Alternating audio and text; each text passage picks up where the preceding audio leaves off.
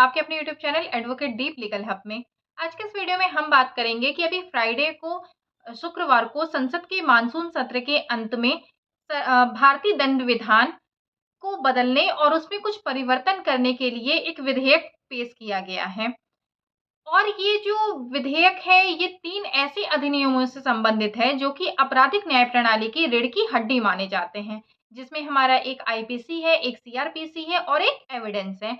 प्रस्तावित कानूनों में जो बदलाव होना है, वो कुछ प्रमुख बदलाव इस ऐसे हैं जो कि देश के आम नागरिकों पर व्यापक प्रभाव छोड़ने वाले हैं। मतलब ये जो परिवर्तन हो रहा है, इसमें जो बदलाव हो रहा है, ये बदलाव देश के जो आम नागरिक हैं, इनके ऊपर कोई न कोई प्रभाव ज़रूर ही छोड़ेंगे या इनका प्रभाव पड़ सकता है, इनका असर पड़ सकता है। और ये असर कितना सकारात्मक रहेगा या कितना नकारात्मक रहेगा, यही जानने के लिए आज के इस वीडियो में हम आपको कुछ चीज़ों के बारे में बताएँगे और हम आपको इस वीडियो के माध्यम से ये भी बताएँगे कि ये जो विधेयक है, इसके पास होने के बाद जो हमारे आपराधिक न्याय प्रणाली में जो बदलाव हो रहा है, तो इसका एक आम जनता पर क्या प्रभाव पड़ रहा है, कैसा प्रभाव पड़ रहा है और ये इसमें कितने सारे चेंज किए जा रहे हैं कि क्या केवल ऐसा है। जब हम वीडियो को पूरा आप जब इस वीडियो को पूरा देखेंगे, पूरे अच्छे ढंग से अगर आप सुनेंगे, तो आप कमेंट बॉक्स में ज़रूर बताइएगा कि इसमें क्या पहले के जो भी हमारे अधिनियम थे, उनमें और जो नया अधिनियम आ रहा है, उसमें कितना फ़र्क आने वाला है या आपने जो वीडियो सुना, आपने जो समझा उसके हिसाब से उसको सुनने के बाद आपको क्या लगता है कि ये क्या चेंज हुआ है इसमें? तो सबसे पहले अगर हम बात करें, तो हम पहले बात करेंगे क्योंकि हम आपराधिक न्याय प्रणाली की बात कर रहे हैं, तो हम सीधे जाते हैं एफआईआर पे। हमारी जो एफआईआर का जो सिस्टम है, जब आप जाते हैं थाने में कंप्लेन करने के लिए, कई बार ऐसा होता है कि जिस स्थान पर कोई अपराध हुआ होता है, आप वहाँ पर कंप्लेन नहीं कर सकते हैं। वहाँ पर शिकायत आप नहीं कर सकते, इसका बहुत सारा रीज़न हो सकता है। इसका एक ये भी रीज़न हो सकता है कि जिस व्यक्ति के खिलाफ आपको शिकायत करनी है, वो व्यक्ति उस जगह का, उस स्थान का बहुत ही एक संभ्रांत व्यक्ति है या उसके जानने वाले बहुत ज़्यादा हैं या एक बहुत ही पावरफुल व्यक्ति है। और इस वजह से आपके सामने समस्या ये आती है कि अगर आप थाने में जाएँगे तो पुलिस तो उनकी रिपोर्ट लिखेगी ही नहीं, पुलिस उनकी रिपोर्ट दर्ज नहीं कराएगी। या कई बार ऐसा भी होता है कि संबंधित थाने में रिपोर्ट दर्ज करने से लोग मना कर देते हैं, पुलिस वाले मना कर देते हैं। इसका बहुत सारा कारण हो सकता है जो आप भी भली-भाँति जानते हैं। तो आपके सामने समस्या सबसे पहले आती है एफआईआर की। तो अगर एफआईआर की समस्या आती है तो पहले हम एफआईआर पर ही बात कर लेते हैं कि जो हमारा नया कानून आने वाला है इसमें क्या संशोधन होना है एफआईआर को लेकर के।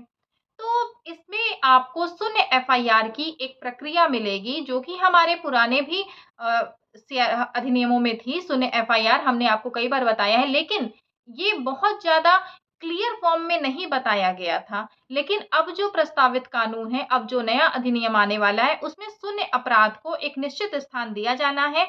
नया कानून किसी भी पुलिस स्टेशन में एफआईआर दर्ज करने की अनुमति देता है। चाहे अपराध कहीं भी हुआ हो, आप किसी भी पुलिस स्टेशन में जाकर के एफआईआर को दर्ज करा सकते हैं। बशर्ते शर्त ये है कि जिस जगह पर अपराध हुआ है, तो वो थाना उसी राज्य में या केंद्र शासित प्रदेश के अंतर्गत आना चाहिए। मतलब आप ज़ीरो एफआईआर कहीं से भी करवा सकते हैं, लेकिन वहाँ पर एक कंडीशन है कि वो सेम स्टेट में होना चाहिए या सेम केंद्र शासित प्रदेश में होना चाहिए, जहाँ से आप एफआईआर दर्ज करवा रहे हैं। और इसके साथ ही साथ ई-एफआईआर की भी सुविधा मिलनी है। ई-एफआईआर के माध्यम से अगर आप अपनी एफआईआर दर्ज कराते हैं, तो इसमें आपको एक काम करना है कि जिस दिन आप एफआईआर दर्ज कराते हैं, उसके 3 दिन के अंदर जो भी शिकायत करता है, जिसने भी एफआईआर दर्ज कराई, जिसने भी कंप्लेंट दर्ज कराई है, उसे जाकर के उस एफआईआर पर साइन करना होगा। मतलब आपने ई-एफआईआर तो दर्ज करा दी, लेकिन आपने उस पे साइन नहीं किया है, आपका साइन नहीं है उस पे, तो आपको वहाँ पर 3 दिन के अंदर उस पर आपको साइन करना होगा। तो ये हो गया हमारा एफआईआर की बात कि जो नया अधिनियम है इसमें एफआईआर को लेकर के क्या संशोधन होना है। इसके बाद अगर हम दूसरी बात करते हैं तो दूसरी बात आती है गिरफ्तारी की। कई बार ऐसा होता है कि कभी-कभी कुछ ऐसे व्यक्तियों को भी गिरफ्तार कर लिया जाता है जिन्होंने कोई अपराध नहीं किया होता या 3 साल से कम की अगर सज़ा वाला कोई अपराध है तो उसमें भी गिरफ्तारी किसी वजह से कर ली जाती है। अब इसमें कुछ ऐसा है जो संशोधन होने वाला है, तो ये संशोधन क्या होने वाला है? नया कानून छोटे अपराध जो हैं, उनमें आरोपियों को या विकलांग या 60 वर्ष से अधिक उम्र के लोगों के लिए गिरफ्तारी से एक नई सुरक्षा प्रदान करने वाला है। और जिन अपराधों में 3 साल से कम की सज़ा हो सकती है, उनमें डिप्टी एसपी रैंक से नीचे के अधिकारी की पूर्व अनुमति के बिना कोई गिरफ्तारी नहीं की जा सकती। मतलब अगर ऐसा है कि 3 साल से कम की सज़ा है, तो ऐसे में सबसे पहले अनुमति लेनी होगी डिप्टी एसपी रैंक से नीचे के अधिकारी की। तो ये गिरफ्तारी से संबंधित कुछ प्रावधान हैं जो कि नए जो हमारा अधिनियम आने वाला है उसमें ये जो प्रावधान है वो किए जाने हैं। इसके बाद फिर अगर हम बात कर लें तो हम देखेंगे कि पुलिस की अगर हम जवाबदेही की बात करते हैं, तो इसमें है कि किसी भी पुलिस स्टेशन में शून्य एफआईआर दर्ज करने की अनुमति देने वाले कानून के साथ पुलिस को पीसीआर के माध्यम से जानकारी शेयर करने की एक उचित प्रणाली बनाई रखनी होगी। किस तरीके से वो अपनी इस जानकारी को शेयर करेगा, इसके लिए पुलिस को एक उचित प्रणाली बनानी ज़रूरी हो जाएगी। राज्य सरकार को जिले और हर थाने में एक पुलिस अधिकारी नियुक्त करना होगा, जो किसी व्यक्ति की गिरफ्तारी के संबंध में ज़िम्मेदारी रखने के लिए ज़िम्मेदार होगा। मतलब एक पुलिस अधिकारी केवल इसलिए अपॉइंट होगा, एक पुलिस अधिकारी केवल इसलिए वहाँ पे रहेगा, नियुक्त होगा कि वो जो भी व्यक्ति गिरफ्तार हो रहे हैं, उनके संबंध में विस्तृत जानकारी दे सके और उसके लिए वो ज़िम्मेदार होगा। पुलिस किसी भी पीड़ित को 90 दिनों के भीतर उनके मामले की जांच की प्रगति के बारे में जानकारी देने के लिए बाध्य है। मामले में आरोप पत्र 90 दिनों के भीतर दाखिल किया जाना चाहिए और ये जो 90 दिनों की अवधि है, इसको बढ़ाने घटाने का जो पावर है वो अदालतों के पास होता है और होगा। और इसमें एक चीज़ और कि जो भी पुलिस अधिकारी अगर किसी भी व्यक्ति को गिरफ्तार करते हैं, तो किसी भी ऐसे व्यक्ति के परिवार के सदस्यों को सूचित करना उनकी ज़िम्मेदारी होगी। ये हमारे पुराने में ही जो हमारी सीआरपीसी है, उसमें भी ये बात कही गई थी। इसके बाद फिर आपको सबसे बड़ी प्रॉब्लम क्या आती है कि जो न्याय है वो बहुत देर से मिलता है। तो ये जो नया अधिनियम आने वाला है उसमें त्वरित न्याय की गुंजाइश है और इसमें ये कहा जाना है कि एक बार जब पुलिस अधिकारी द्वारा चार्जशीट दायर हो गई है, तो अदालत के पास मामले में आरोप तय करने और उसको शुरू करने में जो भी ट्रायल वगैरह उसको शुरू करने के लिए 60 दिन का समय होगा। एक बार मामले में सुनवाई पूरी हो जाने के बाद न्यायाधीश 30 दिनों के भीतर फैसला सुनाने के लिए बाध्य होंगे और उसके बाद 70 दिन के भीतर फैसले की प्रति ऑनलाइन अपलोड करनी होगी। मतलब जब एक बार ट्रायल पूरा हो जाता है, उसके बाद फिर जो मजिस्ट्रेट हैं उन्हें 30 दिन के अंदर अपना फैसला सुनाना होगा और उस फैसले की प्रति को 7 दिनों के भीतर ऑनलाइन अपलोड भी करना होगा। तो ये भी है हमारा कि नया जो अधिनियम है उसमें ये भी एक प्रस्तावित है कि ऐसा भी किया जाना है। और इसके बाद अगर हम बात करें कि ये जो अधिनियम है ये पुलिस की शक्ति पर प्रतिबंध लगाएगा या नहीं लगाएगा। तो जैसा कि अभी तक इसके बारे में जानकारी मिली है तो उससे ये जाना गया है कि प्रस्तावित जो भी कानून है उसमें जाँच की निष्पक्षता पुलिस द्वारा की जाएगी और किसी भी तलाशी या जब्ती की पूरी वीडियो रिकॉर्डिंग अनिवार्य होगी। मतलब अगर पुलिस कोई भी तलाशी कर रही है या कोई भी जब्ती कर रही है तो उसके लिए पुलिस को सबसे पहले उसकी पूरी वीडियो रिकॉर्डिंग करनी होगी। और ये जो रिकॉर्डिंग है वो जिला मजिस्ट्रेट, उपविभागीय मजिस्ट्रेट या प्रथम श्रेणी के न्यायिक मजिस्ट्रेट को भेजनी होगी। और इसके बाद फिर अगर हम बात करें कि इसमें और क्या संशोधन होना है, तो अगर अभी हमने आपको बताया त्वरित न्याय के बारे में मतलब कि किस तरीके से आपको जो भी लोग हैं उन्हें जल्द से जल्द न्याय की सुविधा मिल सकती है।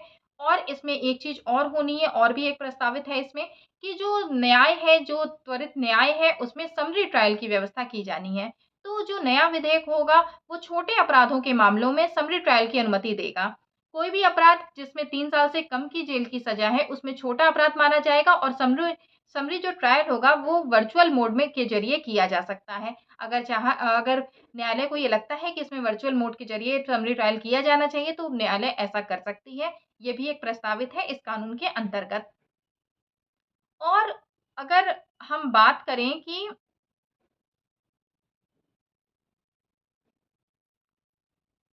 अगर हम बात करते हैं इसमें एक चीज़ और होती है कि कभी-कभी मामले इस वजह से भी बहुत ज़्यादा बढ़ जाते हैं कि जो एक पक्ष के वकील हैं, वो बार-बार स्थगन के लिए एक एप्लीकेशन लगा देते हैं। मतलब किसी बार ऐसा एप्लीकेशन लग जाता है कि जो वकील हैं वो किसी दूसरी कार्यवाही में व्यस्त हैं, इसलिए वो आज की कार्यवाही को इसमें कंटिन्यू नहीं कर सकते।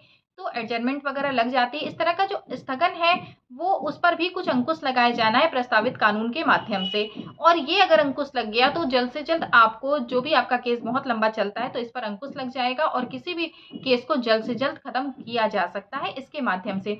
तो इसको भी अगर हम एक बार समझें तो हम ये देखेंगे कि बार-बार जो स्थगन की को समाप्त होता है, जो बार-बार स्थगन के लिए एप्लीकेशन लगाया जाता है, इसको भी समाप्त किया जाना है इस कानून के माध्यम से, जो प्रस्तावित कानून है उसके माध्यम से। वकील द्वारा किसी मामले में स्थगन की मांग करने की संख्या को 2 तक सीमित किया जा सकता है। किसी वकील को किसी अन्य अदालत में उपस्थिति के लिए, जैसे कि अगर कभी वकील ये कहते हैं कि अभी हम किसी अन्य अदालत में हैं और वहाँ पर कार्रवाई चल रही है, इसकी वजह से हम यहाँ पर स्थगन के लिए हम लगा देते हैं। तो ऐसे में केवल ये जो संख्या है वो केवल 2 ही हो सकती है। मतलब अगर आपको स्थगन के लिए लगाना है एप्लीकेशन, तो वो केवल आप 2 ही लगा सकते हैं, इससे ज़्यादा आप स्थगन का एप्लीकेशन नहीं लगा सकते, एडजर्नमेंट आप नहीं लगा सकते हैं। तो इससे क्या होगा कि कार्यवाही में देरी का जो आधार होता है, तो ये आधार एक आपका खत्म हो जाएगा।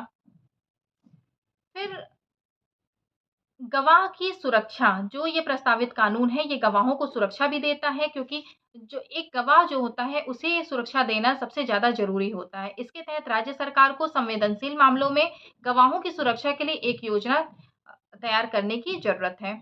और सज़ा के रूप में सामुदायिक सेवा की भी बात ये प्रस्तावित कानून करता है, जैसे कि चोरी, अतिक्रमण, शांति भंग करना आदि जैसे छोटे अपराधों के लिए अदालत अब सज़ा के रूप में सामुदायिक सेवा दे सकती है। इससे अ, जो जेलें होती हैं उसमें बहुत ज़्यादा भीड़ बढ़ जाती है, तो इससे भी इस पर भी एक अंकुश लगेगा, इसमें भी सुविधा होगी।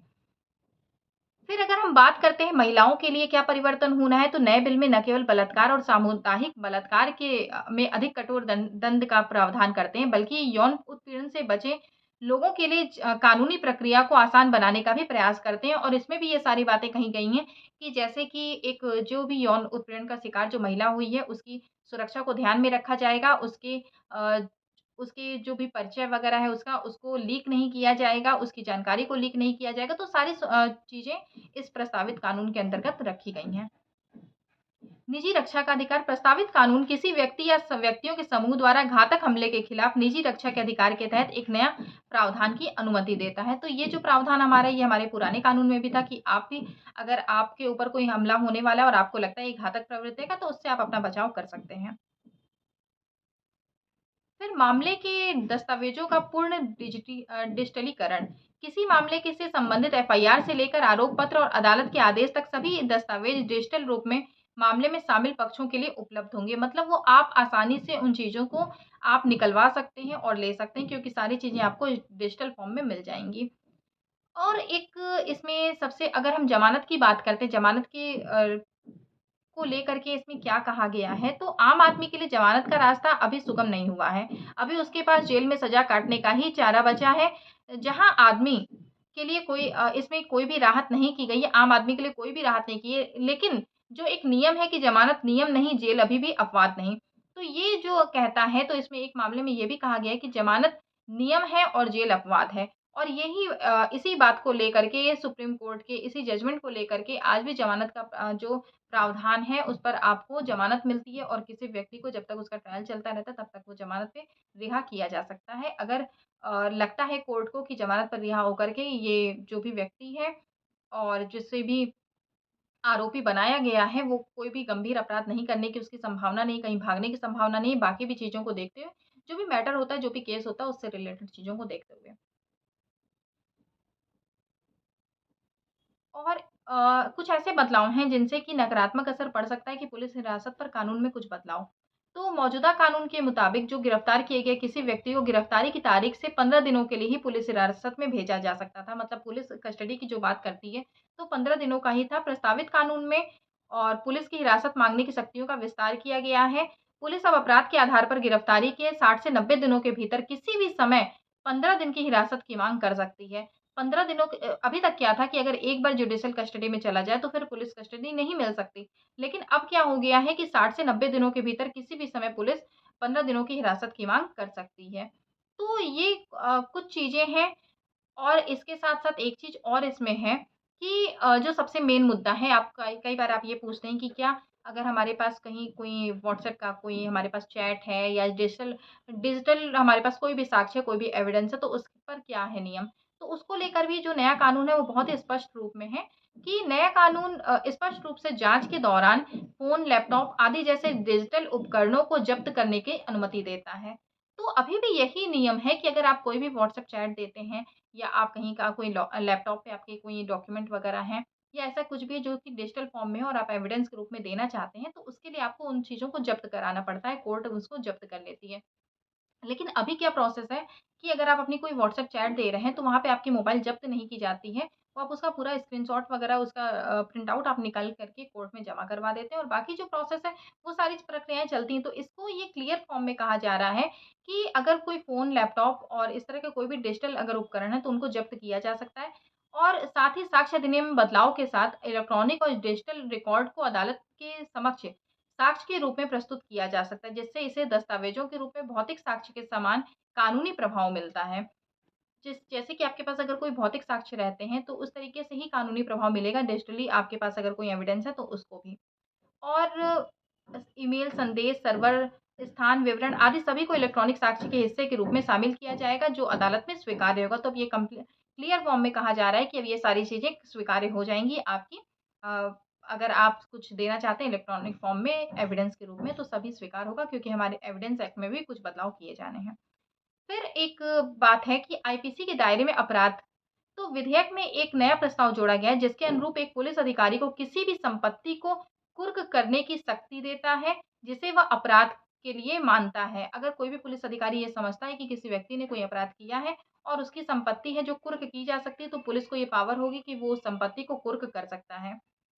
तो ये पावर पुलिस को दी जानी है। तो ये सारी कुछ चीज़ें ऐसी हैं जो कि चेंज होनी हैं और जो कि प्रस्तावित कानून में है कि हाँ, ये बदलाव होना है, ये बदलाव कितना सकारात्मक हो रहा है, कितना नकारात्मक हो रहा है, ये पूरा वीडियो देखने के बाद आप खुद इसके बारे में आप निर्णय ले सकते हैं और आप ये कमेंट बॉक्स में आप ज़रूर बताइए कि क्या कुछ इसमें सकारात्मक रूप में आपको समझ में आ रहा है और क्या नकारात्मक रूप में समझ में आ रहा है। और हमें जहाँ तक अभी तक पूरा विधेयक पूरा अधिनियम को पढ़ने के बाद कि जो चेंजेस होने हैं, जो हो रहा है, जो होने वाला है, तो उसको देखने के बाद कहीं-कहीं ये भी लगता है कि जो एक होता है, एक कहावत है कि एक नए लिफ़ाफ़े में पुराना सामान, तो बात वही है लेकिन इसमें कुछ फेर-बदल कर दी जा रही है, कुछ ऐसे सेक्शंस हैं जिनको हटाया जा रहा है, कुछ ऐसे हैं जिन्हें बढ़ाया जा रहा है, कुछ ऐसे सेक्शंस हैं जिन्हें आगे से ला कर के पीछे रख दिया जा रहा है, तो ये सारी चीज़ें हैं। बाकी सब जब कानून पूरी तरीके से लागू हो जाएगा, जो नया अधिनियम है जब पूरी तरीके से लागू हो जाएगा, तो हम इसके बारे में आपको फिर एक डिटेल में वीडियो देंगे। और इस वीडियो को आप ज़्यादा से ज़्यादा लाइक करिए, शेयर करिए, कमेंट करके ज़रूर बताइए वीडियो कैसा लगा? क्या आपको इसमें कुछ सकारात्मक चीज़ें समझ में आ रही हैं या नकारात्मक समझ में आ रहा है? क्या कुछ इसमें बदलाव होना है? और ज़्यादा से ज़्यादा लोगों तक इस बात को पहुँचाइए कि जो भी नया चीज़ें जो हमारी सरकार लाने वाली है, जो भी विधेयक जो पास होने वाला है, जो हमारे संसद के अंत में जो मानसून सत्र में जो रखा गया है, जो अधिनियमों में बदलाव होने वाला है, वो सारा कितना आपके लिए सही हो सकता है, एक आम नागरिक होने की वजह से आप इस पर अपनी राय ज़रूर दीजिए। वीडियो को लाइक करिए, कमेंट करिए, चैनल पर नए हैं तो सब्सक्राइब करना बिल्कुल मत भूलिएगा। किसी भी टॉपिक पर आपको अगर लीगल वीडियो चाहिए, लॉ से रिलेटेड किसी भी टॉपिक पर आपको वीडियो चाहिए, तो आप उसे कमेंट बॉक्स में ज़रूर बताइए, उस पर भी आपको वीडियो बना कर के दिया जाएगा। वीडियो को लास्ट तक देखने के लिए बहुत-बहुत धन्यवाद।